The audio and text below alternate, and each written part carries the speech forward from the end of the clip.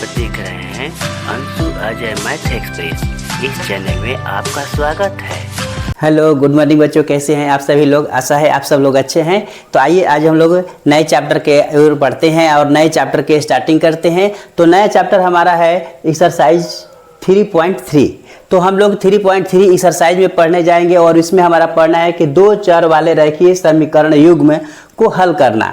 और आज हम लोग सीखेंगे कि इस रेखीय समीकरणों को हल करने के लिए कौन कौन सी विधियां हो सकती है। तो आइए रेखीय समीकरणों के हल करने के लिए, यानी दो चर में रेखीय समीकरणों को हल करने के लिए हमारे पास 3 विधियां हैं। 3 विधियों को हमें सीखना है। आज हम लोग पहली विधि को सीखने जा रहे हैं और पहली विधि हम लोग सीखेंगे। तो यदि आप मेरे चैनल पर पहली बार हैं तो आप मेरे चैनल को जरूर सब्सक्राइब कर लीजिए, लाइक कमेंट अवश्य करेंगे। तो आइए पहले हम लोग ये जान लें कि रेखीय समीकरण जो है उस रैखिक समीकरण को हल करने के लिए 3 विधियां कौन कौन सी है। तो सबसे पहले जो अभी हम लोग पढ़ने जा रहे हैं इसको हम लोग पढ़ेंगे प्रतिस्थापन विधि से। इसके बाद में हम लोग पढ़ेंगे विलोपन विधि से और लास्ट में हम लोग तीसरी विधि से पढ़ेंगे, वह वज्र गुणन विधि के द्वारा हम लोग सीखेंगे। तो इस प्रकार से हमें इस क्वेश्चन को हल करने के लिए 3 विधियों का उपयोग करना है और 3 प्रकार से बनाने के लिए सीखना है। तीनों विधि आप आसानी से सीखेंगे। आप मेरे साथ जुड़े रहिए, आपको इस बात का एकदम गारंटी है, आप बिल्कुल समझ जाएंगे। तो आइए हम लोग शुरू करते हैं क्वेश्चन नंबर 1 हल करने के लिए और क्वेश्चन नंबर 1 को हम लोग हल करेंगे। चलिए बच्चों, तो हम लोग हल करने बैठते हैं क्वेश्चन नंबर 1 को। और 1 नंबर क्वेश्चन को हम लोग हल करने के लिए पहले क्वेश्चन देखें। हमारा क्वेश्चन यहाँ पर देखिए दिया गया है x + y = 14 और x - y = 4। ये हमारा क्वेश्चन है और इसी क्वेश्चन को हमें क्या करना है, हल करना है।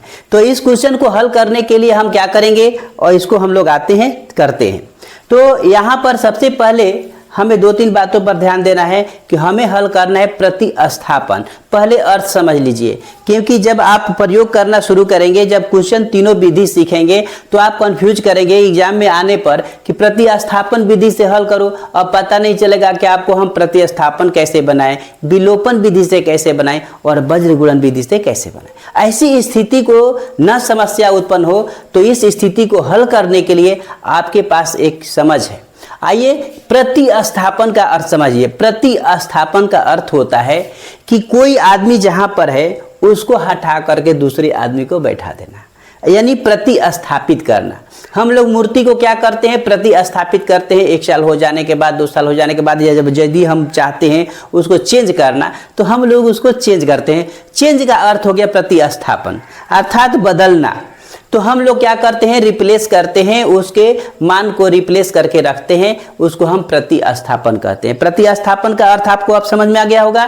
प्रतिस्थापन का मतलब है कि उस अंक में उसके स्थान पर किसी दूसरे का मान ले आकर के वहां रखना और रख करके हम लोग उसको क्या करते हैं, हल करते हैं। आइए तो हम लोग इस विधि का प्रयोग करके हम लोग हल करना शुरू करेंगे। तो आइए सबसे पहले हम क्या करते हैं कि यहाँ पर जो हमारा क्वेश्चन दिया गया है उसको हम समीकरण 1 से हम 1, 2 इंडिकेट करेंगे। ये हमारा समीकरण 1 हो गया और ये हमारा समीकरण 2 हो गया जो कि दिया गया है। अब हम लिखेंगे कि समीकरण, कोई भी आप समीकरण ले सकते हैं। समीकरण 1 से हम यहाँ पर हल करना शुरू किए। तो हमने हल जब शुरू किया तो लिखा समीकरण 1 से। ये कोई जरूरी नहीं है कि समीकरण 1 ही आप लेकर बना सकते हैं, ये कोई जरूरी नहीं है। आप समीकरण 2 भी लेकर बना सकते हैं। तो आइए यहाँ पर हमने ले लिया है समीकरण 1 से। तो समीकरण 1 से हम देखते हैं कि यहाँ पर x + y = है आपका 14। x + y = 14 है। तो हम x को यहाँ छोड़ दिए और यहाँ पर हम y को उठाकर लाकर रख दिए, तो 14 - y। ठीक है, ये हमारा x का एक वैल्यू मिल गया यहाँ पर कि हमारा 14 - y होगा। ठीक है, तो हम लोग यहाँ पर क्या कर लिए, एक मान को हल करके हमने x का मान निकाल लिया। अब समीकरण 2 में आते हैं और लिखते हैं कि अब समीकरण 2 में 1 का मान रखने पर अब ध्यान दीजिए, हमने जो 1 में जो मान प्राप्त किया है उसको उठा करके समीकरण 2 में रखेंगे। तो पहले हमारा जो दिया हुआ है उसको हम लिख देंगे कि x - y = 4 और मान जब हम डालेंगे तो x का मान यहाँ पर जो आया है उसको हम डाल देंगे, तो 14 माइनस वाई इक्वल टू 4। देखिए हमने यहाँ पर देखिए कि इस मान को उठा करके हमने यहाँ रखा है, जो x का मान हमको 1 में मिला हुआ है उसको हमने 2 में ले आकर के रख दिया। अब यहाँ पर 14 जो है और ये 4 जो है ये दोनों क्या है, कांस्टेंट नंबर है। क्योंकि बताया है पिछले दिन कि वेरिएबल क्या होता है और कांस्टेंट क्या होता है, तो हम कांस्टेंट को हमेशा एक तरफ कर देंगे, उसको राइट साइड में ले जा करते हैं और वेरिएबल नंबर को हम एक साइड में रखते हैं, अर्थात लेफ्ट साइड में हम रख लेते हैं। तो हम यहाँ पर y और y को यहीं पर रख लिए, तो माइनस हमारा हो गया कि 2y और राइट साइड में हमारा हो गया कितना, तो यहाँ पर 4 और ये प्लस में है तो इधर आ गया तो हो गया -14। ठीक है, अब यहाँ पर 14 में से हम 14 को घटा देंगे तो हमारे पास बच गया -10 और यहाँ पर बच गया हमारा -2y और इसलिए y का अगर हम मान निकालते हैं तो -10 बाई आपका -2 और कट करके आपका हो गया 5। तो यहाँ पर देखिए कटने के बाद हमारे पास y का मान निकल गया कितना, तो 5 हमारा आ गया। अब इस 5 के मान को हम तो एक मान निकाल लिए, y का मान हमारे पास मिल गया। अब लिखेंगे कि y के मान को समीकरण आप समीकरण यहाँ पर ध्यान दीजिए, यहाँ पर x के मान निकाले हैं, इसमें आप डाल सकते हैं, यह समीकरण जो है आप उसमें से किसी में भी आप मान डाल सकते हैं। तो समीकरण 1 में हम मान लीजिए कि 1 में रखना चाहते हैं, तो समीकरण 1 में रखने पर तो इसके मान को हम लेकर के क्या करते हैं, समीकरण 1 में रखते हैं। समीकरण 1 है कि x + y इक्वल टू आपका 14। अब हम यहाँ पर x का मान, यहाँ पर चूंकि y का मान निकला हुआ है तो हम x का मान जो कहते हैं लिख देते हैं और y के मान को हम डाल देते हैं, तो ये हो गया आपका 5 और यहाँ पर हो गया आपका 14। इस प्रकार से x बराबर हमारा हो गया 14 - 5 और इस प्रकार से घटाकर हमारा हो गया 9। तो अब यहाँ पर देखिए हमारा x का भी मान निकल गया और यहाँ पर y का मान पहले से निकला हुआ है 5, तो ये 5 भी निकल गया, यानी x और y दोनों का मान हमें प्राप्त हो गया। तो इस प्रकार से हम क्या करेंगे, इसको हल करके दोनों का मान निकालेंगे। तो चलिए बच्चों अब हम लोग क्वेश्चन नंबर 5 में आते हैं। अब क्वेश्चन को हल करते हैं। क्वेश्चन नंबर इसमें देखिए आपको जो दिया गया है वह अपरिमेय संख्याएं इसमें दी गई है। अपरिमेय संख्याओं का हल यहाँ सीखना है और करना है। तो आइए यहाँ पर क्वेश्चन को हम लोग देखते हैं। दिया गया है कि 2x √2x plus √3y equal to 0 और √3x plus √8y equal to 0। आपको ये दो मान दिया गया है और इसी को हल करके आपको आंसर अब निकालना है। तो आइए इस क्वेश्चन को हम लोग हल करके देखते हैं और इसको बिल्कुल अच्छी तरह समझते हैं।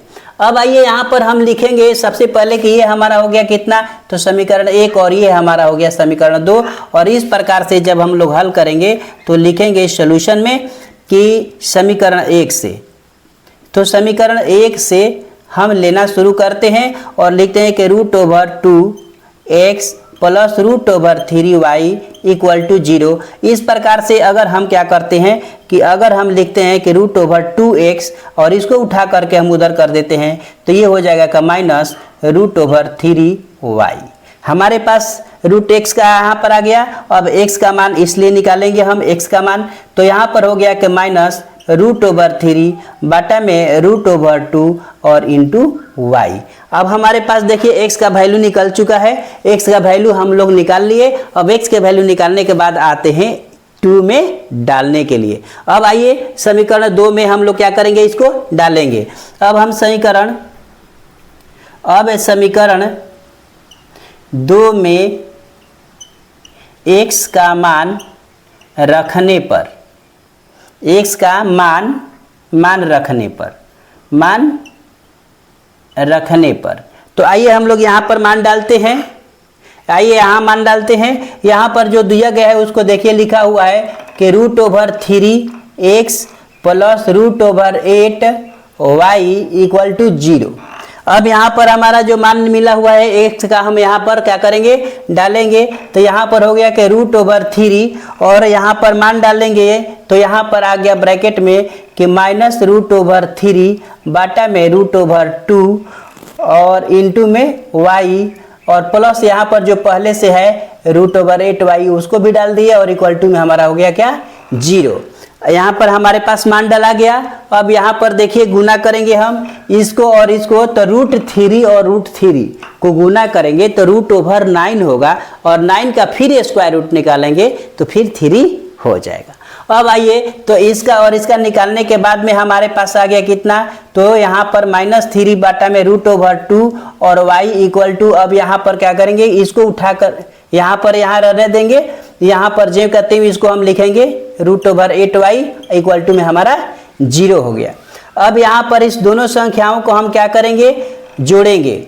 तो जोड़ की क्रिया करना है तो यहाँ पर हमारा -3y बाई √2 और यहाँ पर प्लस √8y, यहाँ पर माइनस बाटा में क्या हो जाएगा 1 छुपा हुआ है। अब यहाँ पर इक्वल टू में क्या हो गया हमारा 0। एलसीएम निकालेंगे तो हमारा हो गया कितना, तो √2 और इसके बाद में यहाँ पर हो गया -3y, ठीक है, कितना हो गया -3y और यहाँ हो गया प्लस, और इसको हम लेकर के 1 से डिवाइड करके गुना करेंगे तो √ओवर होगा 16, 8 2 जा 16 और 16 का जब हम निकालेंगे तो आ जाएगा हमारे पास 4, अर्थात यहाँ पर हम लिखेंगे कितना, तो 4y और इक्वल टू में हमारा हो गया 0। इसको क्रॉस मल्टीपल कर देंगे यहाँ पर तो हमारे पास क्या हो जाएगा, इस दोनों को हम क्या कर दिए मिला दिए तो यहाँ पर 3 माइनस में है और ये 4 में है, अर्थात यहाँ पर निकल गया y और इसको क्रॉस मल्टीपल कर दिए तो हो गया हमारा 0, अर्थात y इक्वल टू 0 हमारे पास एक वैल्यू निकल गया, आ गया। तो y का मान जब हम निकाल लिए तो इस y के मान को हम समीकरण किसी में भी फिर उसी तरह से डाल देंगे। तो y के मान को यहाँ पर लिखेंगे कि y के मान को समीकरण 1 में रखने पर समीकरण 1 में हम आते हैं, इसको मान को डाल देते हैं √2x और प्लस √3y और इक्वल टू में 0 है और यहाँ पर y बराबर 0 हमको मिला है तो √2x प्लस √3 गुना 0 इक्वल टू 0। y के मान हमने 0 डाल दिया। 0 से किसी भी संख्या को जब गुना करेंगे तो क्या हो जाएगा, सब 0 हो जाएगा। तो ये हो गया 0 इक्वल टू 0 यहाँ पर, और इसके बाद यहाँ पर इसको राइट साइड में ले जाएंगे तो 0 हो गया, इसलिए x बराबर क्या हो जाएगा, तो 0 बाटा में √2, तो 0 बाटा में √2 हमारे पास आ गया।